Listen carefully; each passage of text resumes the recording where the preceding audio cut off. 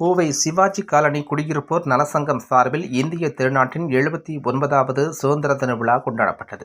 இதில் கோவை மாநகராட்சி 34வது ward councillor Malathi கலந்து கொண்டு தேசிய கொடியேற்றி வைத்தார்.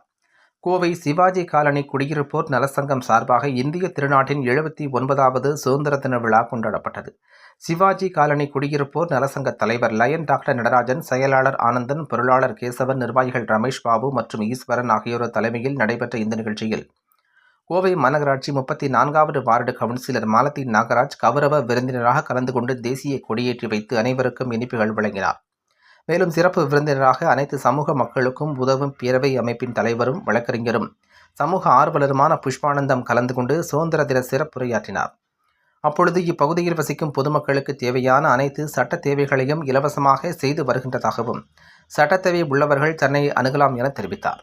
தொடர்ந்து அப்பகுதியைச் சேர்ந்த மகளிர் அணியினர் மற்றும் பொதுமக்கள் இணைந்து சுதந்திர தின விழாவை கொண்டாடினர். தொடர்ந்து குழந்தைகளின் நடன நிகழ்ச்சியும் நடைபெற்றது. முன்னதாக அனைவருக்கும் காலை உணவு வழங்கப்பட்டது என்பது குறிப்பிடத்தக்கது.